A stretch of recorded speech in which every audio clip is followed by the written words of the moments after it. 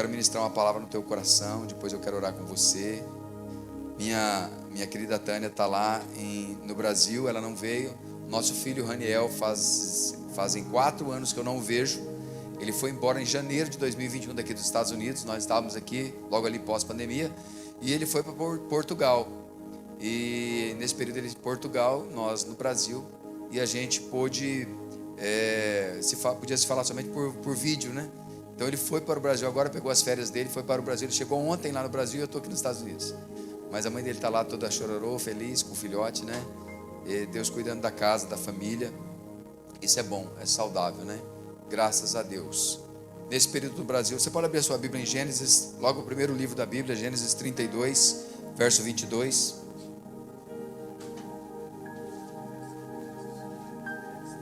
Gênesis 32, verso 22. Esse período no Brasil também foi um período da gente cuidar da gente, cuidar da saúde. Gênesis 32, 22. Cuidar da gente, cuidar da saúde, fazer vários exames. Passei por 3 procedimentos cirúrgicos, né? Foram necessários, porque foram 5 anos sem cuidar, e aí a saúde aqui foi, de uma certa forma, deteriorando. A gente não tem o hábito de reclamar, de murmurar, mas foram, principalmente em 2023, foi vivido à base de ibuprofeno 500 miligramas, muitas dores, e Deus, aí chegamos lá, a saúde no Brasil para nós, no nosso caso pessoal, é melhor. O plano de saúde, a saúde no Goiás, no estado do Goiás, é muito boa. Então a gente pôde fazer vários exames e passar pelos procedimentos cirúrgicos.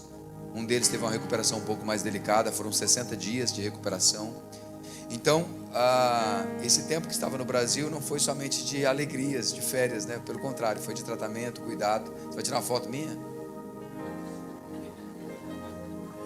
E de cuidado, de saúde, e também de rever as pessoas, de estar em casa. A Chamar de Itaberaí é a nossa casa, de fazermos a emancipação como igreja. Nós éramos missão da IBN Cristo Rei, pastor Oswaldo Coutinho, fizemos o processo administrativo, emancipamos, nascemos como igreja efetivamente. Foram 20 anos conectados ao Cristo Rei, uma bênção, um presente de Deus para nossas vidas, e agora caminhamos como igreja Chamar, ligados à Convenção Batista Nacional, amém?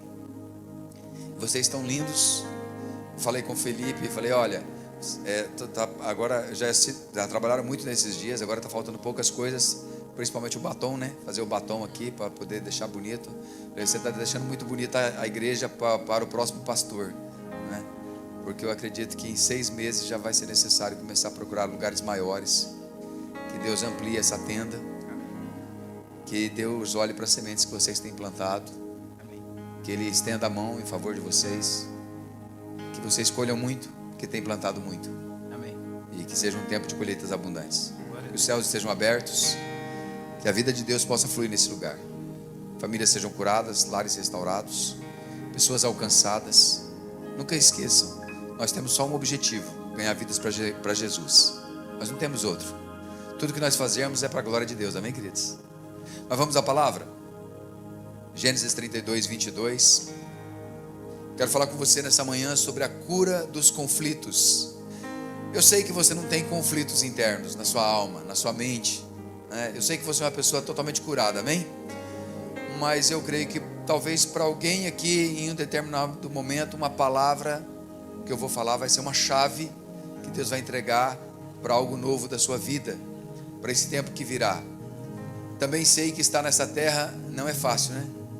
Lá do Brasil o pessoal acha que quem está aqui está nadando no dólar, não tem conta para pagar, né? Que a vida está tudo bem, né? Que o clima é sempre de 32, 34, 50 Fahrenheit, não passa disso, né? Não há calor demais, não há frio demais, a vida flui, e nós sabemos dos desafios dessa terra, né?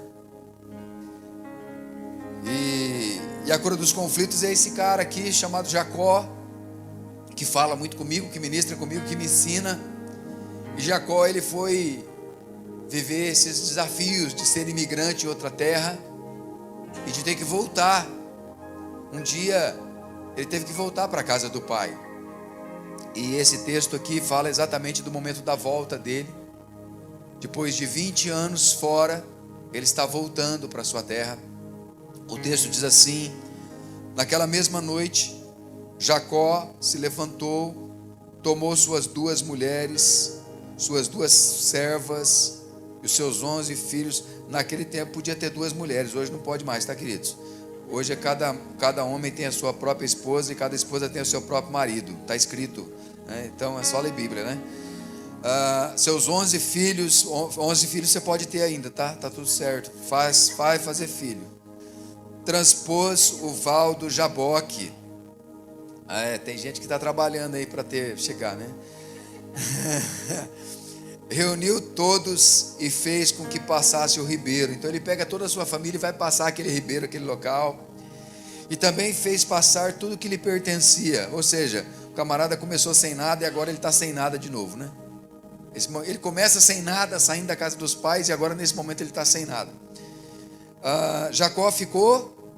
Como é que ele ficou? Jacó ficou sozinho. Diga sozinho. Aqueles momentos de solitude, né? Nós com Deus. E um homem lutava com ele até o romper do dia. E vendo este que não podia com Jacó. Imagina que esse camarada que não podia com Jacó, pensa comigo. Ele não podia vencer Jacó. Jacó tinha uma convicção pessoal tão grande que o próprio Deus entendeu que falou, não dá para vencer esse cara nas convicções pessoais que ele tem, né? Vai dizer assim, tocou-lhe na articulação da coxa, de modo que a junta da coxa de Jacó se deslocou na luta com o homem. Então o homem disse, deixa-me ir, pois já rompeu o dia. O choro pode durar uma noite, mas a alegria? Jacó respondeu, não o deixarei ir se você não me abençoar. Então o homem perguntou, como você se chama? Ele respondeu, Jacó. Como você se chama? Ele disse, eu me chamo Jacó. Diga Jacó. Jacó. Então disse, o seu nome não será mais Jacó. Para que quer saber seu nome? Vai mudar o teu nome, né? Para que saber o teu nome se vai mudar o teu nome? Você não vai mais chamar Jacó e sim Israel. Já imaginou, Josimar? Você é daqui, Josimar, a partir de hoje você não é, agora você é João. Agora você é João. Hein, Felipe? Agora você é Josimar. Sentido. Seu nome não será mais Jacó e sim Israel, pois você lutou com Deus e com os homens, prevaleceu. Lutas espirituais e lutas naturais. Lutas terrenas e lutas celestiais. Jacó disse, por favor, diga-me como você se chama. Ele respondeu, por que você pergunta pelo meu nome? E o abençoou ali. Jacó deu àquele lugar o nome de Peniel, pois disse, eu vi Deus face a face e a minha vida foi salva. Nasceu-lhe o sol quando ele atravessava Peniel e mancava por causa da coxa. Amém? Pai, nós te louvamos pela tua doce, bendita e preciosa palavra. Que o Senhor fale conosco nesta manhã, que o Senhor ministre nos nossos corações, que nós sejamos edificados. Vem sobre as nossas vidas, sobre as nossas casas. Ei, Espírito Santo, meu amigo, fala conosco nessa manhã, dilata o nosso coração para recebermos a tua palavra. Nós queremos ser sensíveis, nós queremos ouvir a tua voz. Ministra em nós para a glória do teu nome. Amém? Família é um projeto de Deus, sim ou não? Família nasce no coração de Deus e o maior interessado em fazer a sua família dar certo é o próprio Deus. Não existe outra pessoa mais interessada em que a sua vida dê certo do que Deus. Deus quer que você dê certo. Deus quer que você avance. O teu sucesso em todas as áreas da tua vida glorifica a Deus. Deus quer você abençoado. Diga, Deus me quer abençoado. O Deus que se preocupa com você é o Deus que se interessa pela sua família. Deus, Ele olha para nossas famílias. O que impede muitas vezes o manifestar da graça de Deus, do favor de Deus, da bênção de Deus na nossa vida e na nossa família, não é Deus. Não é porque Deus não quer abençoar você. O que impede muitas vezes são as mazelas do coração. são as nossas feridas, os nossos ressentimentos, as nossas mágoas, os nossos não perdões a nós mesmos, se podemos usar esse português. Nós temos uma dificuldade em nos perdoar, em continuar carregando o nosso fardo da culpa. Por que eu fiz aquilo? Por que eu fiz isso? Por que eu tive essa decisão, essa atitude?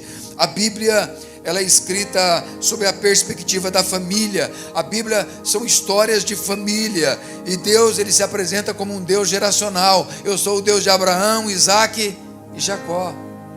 O Deus é o Deus do seu pai, o Deus é o Deus da sua vida, e o Deus é a vida dos seus filhos, e é o Deus da vida dos seus netos e todos aqueles que virão após você. Nosso Deus é Deus geracional, um Deus que se mostra dentro da casa, no meio da família. Deus vai dizer: quando você orar, entra no teu quarto em secreto, o teu pai que vem em secreto, ele te abençoará. É o Deus que se apresenta dentro da nossa casa. Não é o Deus que se apresenta somente no templo, ou lá no mercado, ou lá no trabalho. É dentro da nossa casa, é o Deus que cuida de nós. Agora, sabe o que isso é interessante? É que são famílias imperfeitas. São famílias que têm defeitos, que têm as suas dificuldades, que têm as suas lutas. Olha o que diz Gênesis 25, 28. Se você quiser abrir a sua Bíblia em Gênesis 25, 28. Ele vai dizer assim, ó.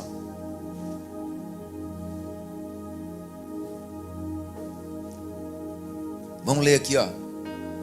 Isaque é o pai de Jacó.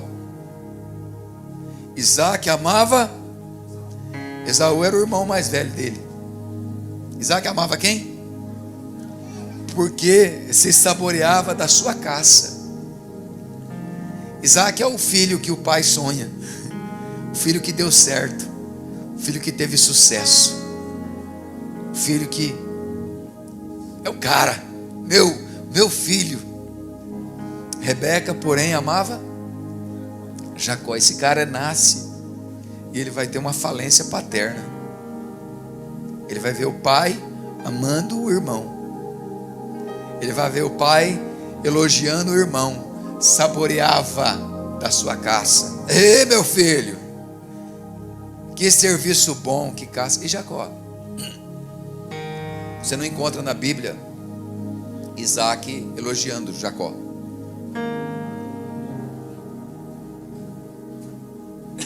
Você não encontra na Bíblia Jacó sendo abençoado por Isaque. Você encontra na Bíblia Isaque abençoando Esaú. E agora ele está no Jaboque, nesse lugar, sozinho com Deus, que significa esvaziar. Jaboque significa esvaziar, derramar. Vocês vão ter paciência comigo com a minha voz, tá? E ele vai para esse lugar onde ele tem que se manifestar a Deus, se falar dele, se apresentar para Deus.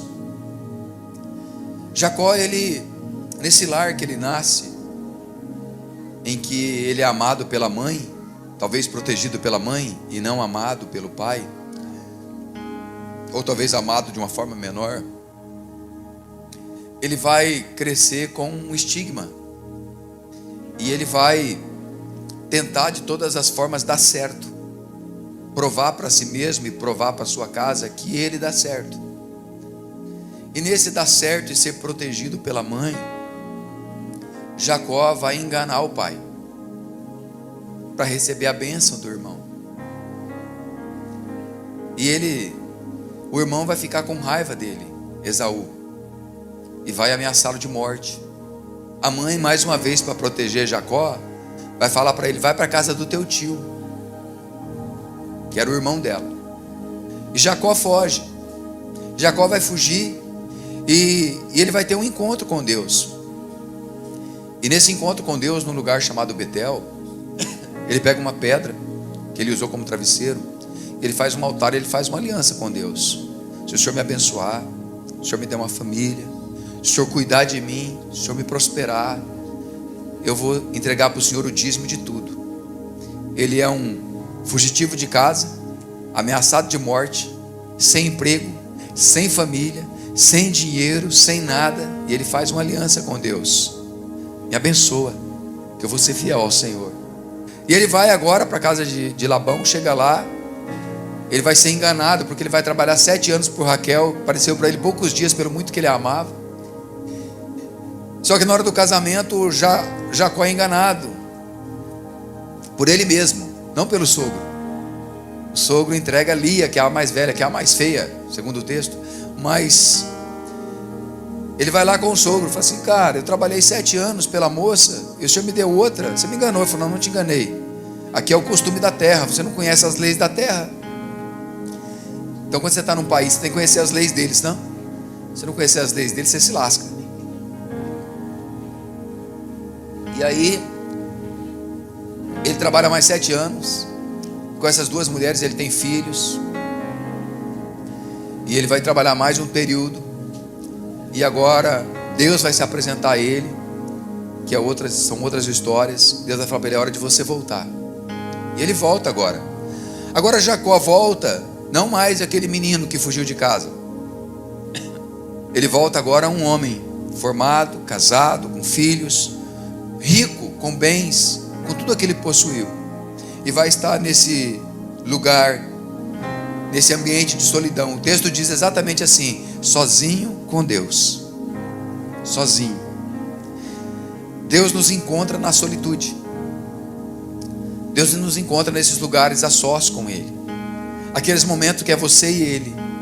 Você está lá no carrinho, no mercado, empurrando o carrinho e pensando: meu Deus, como que eu vou fazer? Você está lá no carro dirigindo e pensando: Deus, e agora, como que vai ser? Aqueles momentos que a vida te surpreende para o ruim, e você fala: e agora? É nesses lugares que Deus se encontra e nós lutamos com Ele, e se prevalecemos, vencemos. Lugares que estamos a sós com Deus. Deus se apresenta a Jacó como um lutador. O texto diz que ele lutou com Deus. Deus se apresenta a Jacó como um lutador, porque ele precisava ser tratado nesse ringue. A terapia de Jacó era um ringue, não era uma sala de terapia, de psicologia, mas era um ringue. Por quê? Porque Jacó aprendeu a não lutar, ele aprendeu a fugir. Ele aprendeu a viver de fugas, e agora ele precisava aprender a lutar. E Deus então vai para esse lugar com ele de embate, de lutas. Antes das vitórias, nós precisamos enfrentar as nossas lutas internas. E ele estava para encontrar o seu irmão.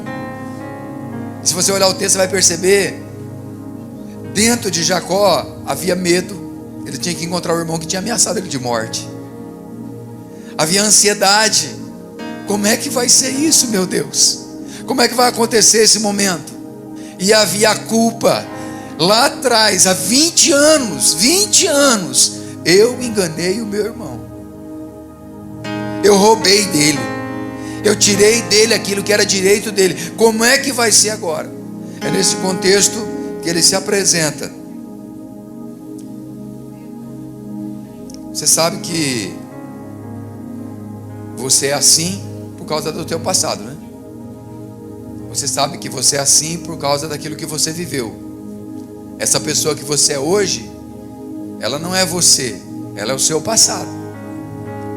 Ela é o resultado das suas escolhas, das suas lutas, das palavras que você ouviu, da forma que você foi tratado. Ela é a escolha das suas lutas, dos seus embates, dos colos que você sentou, dos braços que te abraçaram, né?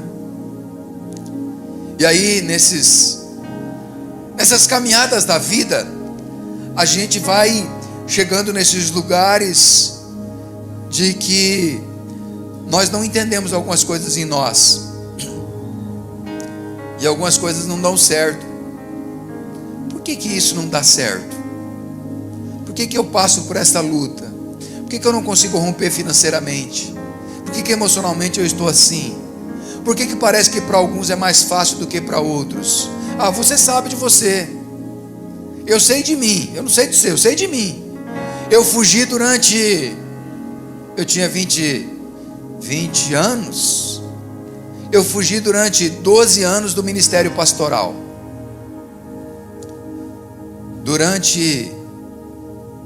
Eu recebi uma palavra profética que dizia para mim assim, ó: você vai ser pastor. Eu falava, eu não quero ser pastor, eu quero ser rico, eu quero ser empresário. Mas dentro de mim, eu fugia disso. Então, eu sei de mim, eu não sei de você. Você sabe do que você foge, do que você resiste, do que você luta. Esses conflitos, né? Então eu quero entregar para você algumas vitórias que nós podemos ter de conflitos internos, amém? O primeiro deles, nós vamos vencer os conflitos do ventre.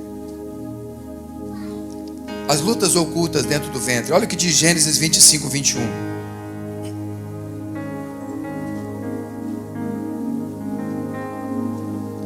Gênesis 25, 21 vai dizer assim, ó. Vamos ler até o 23. Isaac orou ao Senhor por sua mulher, porque ela era estéril. Isso aqui foi 20 anos, viu? 20 anos orando para a esposa engravidar. Essa palavra mexe muito comigo, que eu lembro daquele dia, nós lá naquela varanda, na casa do Ender, que nós falamos sobre as duas nações que lutam dentro de você. Duas nações que lutam dentro de você. O Senhor ouviu as orações dele, e Rebeca, mulher de Isaac, ficou grávida. Olha o verso 22. Os filhos lutavam no ventre dela. Então ela disse, por que isso está acontecendo comigo? E ela foi consultar o Senhor. E o Senhor lhe respondeu, 2 nações estão no seu ventre. 2 povos nascidos de você se dividirão. Um povo será mais forte do que o outro, e o mais velho servirá o mais moço. Então aqui é a luta. Aqui Jacó lutava. No ventre ele era um lutador. Aí ele nasce. Quando ele nasce, o pai ama mais o irmão, e a mãe ama ele. E ele vai ser o filho protegido, mas ele aprendeu a não lutar. Ele aprendeu a fugir, a não enfrentar as coisas. Tantas coisas que nós fazemos que é reflexo das nossas situações do ventre. Raízes ocultas, a forma como nós fomos gerados. Eu não sei como você foi gerado no ventre da sua mãe. Imagina que você foi gerado no ventre de alguém que talvez você nem sabe quem é. De uma pessoa que nunca te amou, nunca te deu amor. Você foi gerado no ventre de alguém que desistiu de você. Talvez você é fruto de não aborto. Tudo que a tua mãe queria era te abortar, mas não conseguiu. Você nasceu. Você foi gerado. Aí você foi gerado a partir de um trauma. Você foi gerado a partir de um abuso. Olha só. Você foi gerado em um lar onde o pai era uma falência, onde havia pecados morais presentes, onde havia situação. Você não conhece a história da intimidade do quarto dos seus pais. Quem é casado sabe a intimidade do seu quarto, sim ou não? Mas a gente não sabe do quarto do outro, sabe? Você não sabe. Então a primeira coisa que Jacó precisava resolver eram as lutas do ventre. Havia uma promessa: o seu irmão vai servir você. Ele não precisava tomar posse disso. Ele não precisava enganar ninguém para isso. Ele não precisava mentir para isso. Deus havia prometido. Deus é fiel para cumprir o que prometeu? Deus é fiel. Ele não precisava fazer nada. Mas ele tentou tomar a força, enganando, manipulando, inventando coisas. Então o primeiro conflito que nós precisamos vencer na nossa vida são os conflitos do ventre. Nós sabemos que tudo que é gerado fora de nós, primeiro é gerado dentro de nós. Imagina você, se você gera distorções dentro de você, aquilo que nasce de você também será distorções. Os nossos filhos que nascem de nós, eles vão nascer a partir do que nós somos. Que filhos serão gerados? Precisamos pensar sobre isso. Precisamos pensar sobre a nossa cama conjugal, sobre aquele ato em que nós geramos o nosso filho. Que filho foi gerado? Como ele se tornou? O que ele se tornou? Por causa dos conflitos do ventre. Vou dizer para você que muitas enfermidades físicas, muitas enfermidades emocionais, elas são curadas, ou elas desaparecem, melhor dizendo, elas desaparecem quando você é curado dos conflitos do ventre, quando você é curado das feridas da alma, dos traumas. Precisamos ir para esse lugar sozinho com Deus, aonde nós curamos os nossos conflitos do ventre. A segunda coisa que eu aprendo sobre vencendo os conflitos, nós precisamos vencer os conflitos dos adjetivos que machucam. Nossa identidade ela é deformada na vida. Meu nome é Edson, mas eu nasci num lar pobre, não tinha o que comer, numa colônia de alemães. Então eu era numa colônia de alemães ricos, eu era pobre, preto, magrelo e baixinho. Eu fui chamado de tudo que você pensar, tudo. Pintor de meio fio,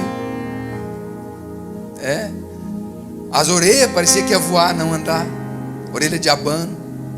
Fui chamado de tudo. Lá atrás, na nossa infância, muitos de nós aqui, a galera nossa aí, né, Josimar, não tinha esse negócio de bullying, tinha esse negócio de apelido, orelhudo, magrelo, barrigudo, ou feio, vesgo, né? Cada um tinha seu apelido. Você deve ter tido apelido na infância. Isso não fez mal para nós, isso nos fortaleceu, nos fez. Hoje você chamar uma pessoa é bullying, até processo cabe. Cheguei lá em Itaberaí, chamei o cara, um amigo meu, encontrei, falou: ô negão, vem cá, negão, me dá um abraço. Falou assim: negão não, eu te processo. Falei: você é negão mesmo, mãe? Você é branco agora? Entrei no prédio para poder, lá no apartamento lá em Goiânia. Entrei, tinha 2 meninos, um pequenininho sentado no chão, pretinho, sabe, moreninho assim, um outro galeguinho dos olhos azul maior, né? Aí eu olhei pro galeguinho e falei assim: bom? Ele falou: beleza. Aí eu olhei pro pequenininho: e você é pretinho? Quem que você é? Com carinho, sabe, com amor, não foi de forma pejorativa, né? Ele olhou para mim, o grandão, e falou assim: é meu irmão. Você é racista? Eu falei: não sou racista não. Olha, você chamou ele de preto. Eu falei: que cor que ele é? Ele falou: preto. Eu falei: e aí, você é racista? O pessoal lá: você é branco e ele é preto. Tem alguma coisa de errado nisso? Você chama o outro de branco é racismo? Não é. Então nós viramos num mundo agora que nós não podemos definir o outro pela cor dele. Aí eu chamo, falo: teus olhos são castanhos. Você é racista, pastor? Não, agora, só porque você acha que os teus olhos é verde, eles vão ser verde? Não vão ser não é porque você acha que não é. É o que é, sim ou não? A vida é o que é, não é racismo. Gente, não é tratar o mal, pejorativo, denegrir o outro. Mas veja, a nossa identidade é deformada. Jacó, ele nasce agarrado ao pé do irmão. Por quê? Porque dentro de nós há atitudes egoístas. Ele agarra no pé do irmão. Eu vou nascer junto, eu vou estar certo também. Nós temos um problema em nós que se chama comparação. A gente não quer ser o que a gente é, a gente quer ser o que o outro é. Você é homem, você não é mulher. Você é mulher, você não é homem. Você é preto mesmo, a tua cor é preta, escura, velho. Você é branco, você é branco. Nós somos o que somos, mas nós queremos ser o que o outro é. Isso é uma deformação da identidade. Precisamos assumir quem nós somos. Jacó, ele nasce agarrado ao irmão e ele cresceu com isso, querendo ser Esaú. Eu sou Jacó, mas eu quero ser Esaú. Vou agarrar no Esaú e não vou largar dele. Eu quero ser Esaú. Sabe? Nós precisamos ensinar para as pessoas o que é bom, porque o ruim a gente aprende sozinho, sim ou não? É só pegar uma criança. A criança, ela pega um brinquedo e aí você vai pegar dela, ela faz o quê? Meu. Nem é dela, às vezes é do vizinho, do amigo, mas ela toma. Egoísta. Nós somos egoístas, possessivos. O ruim está em nós, temos que ensinar para o outro o que é bom. Jacó, ele vai nascer agarrado no irmão, e ele cresceu com isso. Ele cresceu, e na fase adulta, ele vai assumir essa identidade. E aí ele vai enganar o irmão, ele vai enganar o pai, e vai fugir. Porque ele chega para o pai, e o pai pergunta assim: quem é você? E ele vai dizer para o pai: eu sou Esaú. Eu sou Esaú, pai. E o pai abençoa ele não como Jacó, mas como Esaú. E agora ele precisa fugir. Só que ele foge, o irmão fica. Olha o que diz Gênesis 27, 41. Gênesis 27, 41 vai dizer assim, ó: Esaú passou a odiar Jacó por causa da bênção que o seu pai o tinha abençoado. Porque a bênção era de quem? De Esaú. E disse no seu íntimo, dentro dele, ele não falou para ninguém, ele falou para ele: os dias de luto por meu pai se aproximam. Meu pai vai morrer. Na hora que o meu pai morrer, eu vou fazer o quê? Eu vou matar meu irmão. Nossas palavras definem destinos. Esaú, no seu coração, se tornou um assassino. Um assassino. Eu atendi um adolescente na igreja, agora, pouco tempo, machucado pelas palavras do pai e pelas agressões da mãe. O pai dizia para ele assim: meu filho, você é burro, você não consegue. Já te ensinei tantas vezes, você não aprende, você é burro. Então ele chega na minha sala fazendo assim, ó.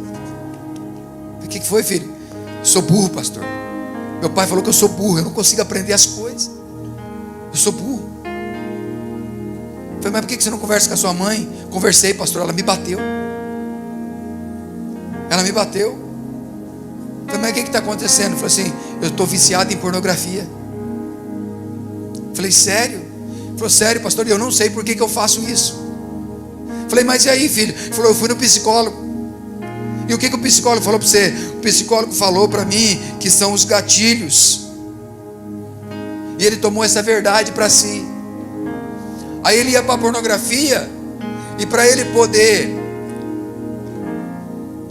convencer ele mesmo que ele não estava errado, ele não assumia o erro, mas ele dizia: é o gatilho do que o meu pai e a minha mãe fez comigo.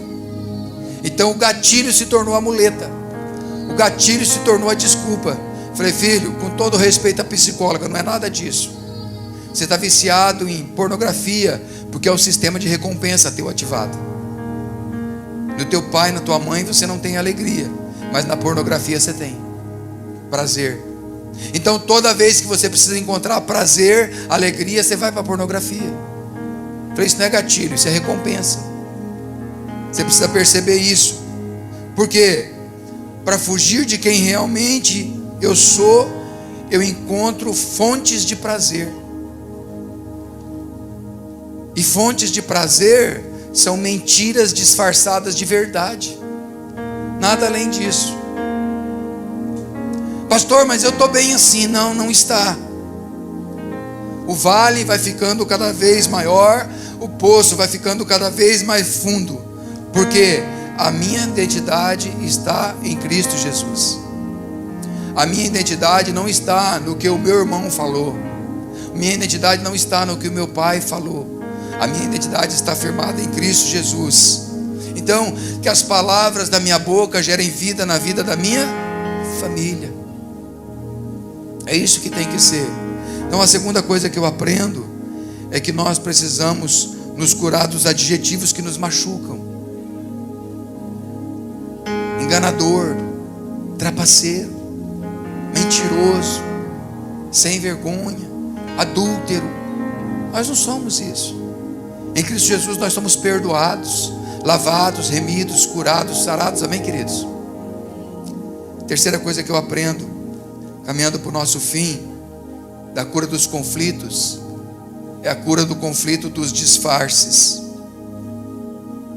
A cura do conflito dos disfarces. Por quê? Porque no ventre ele nasce querendo ser Esaú. Um dia ele se assume como Esaú diante do pai dele. Eu sou Esaú mesmo. Eu sou homossexual mesmo, eu sou lésbica mesmo, eu sou adúltero mesmo, eu sou ladrão mesmo, eu sou viciado mesmo, eu sou nada mesmo, eu não presto mesmo, eu sou burro mesmo. Isso se torna a minha identidade.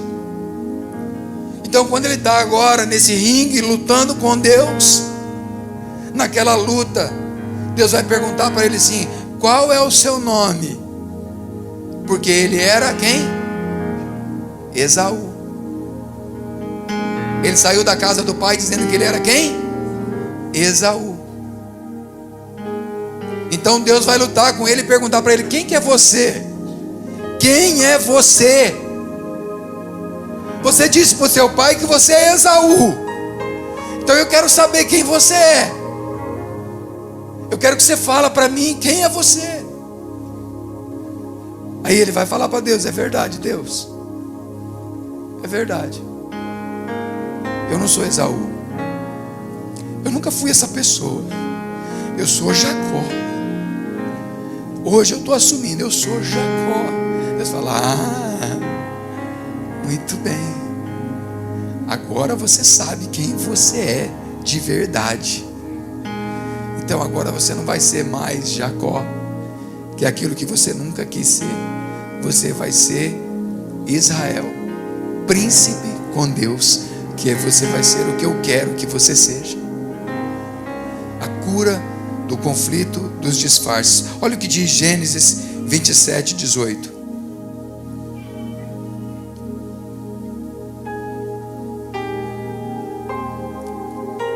Jacó foi ao seu pai e disse: meu pai. Ele respondeu: fale, quem é você, meu filho? Jacó respondeu ao seu pai: eu sou Esaú, seu filho primogênito. Era o que ele queria ser. Você quer o que ele queria ser? Fiz o que o Senhor ordenou. O que o pai dele tinha ordenado? Buscar uma caça para comer, porque estava com fome. Ele queria ser o sucesso que o irmão era. Levante-se, por favor, sente-se e coma da minha caça, para que depois o Senhor me abençoe. Então Deus estava curando Jacó disso aqui, ó. Jacó, isso aqui nunca foi você não. Você enganou teu pai. Você enganou a você mesmo. Você enganou a tua família. Você viveu esses 20 anos enganado. Você não é isso. Famílias que não dão certo porque não há verdade. Jesus, ele diz assim: Satanás é o pai da mentira. E Jesus disse: eu sou a verdade. A verdade, queridos, é um elemento espiritual. Aquilo que você assume é um elemento espiritual, não é natural. Deus precisava trazer para a vida de Jacó a verdade. Você é Jacó. Você é essa pessoa. Deus estava curando Jacó. Assuma quem você é. E por fim, para nós fecharmos e orarmos, qual é o último conflito que eu percebo? Que Deus nos leva a esses lugares para sermos curados. A cura dos relacionamentos. Olha o que diz Gênesis 33.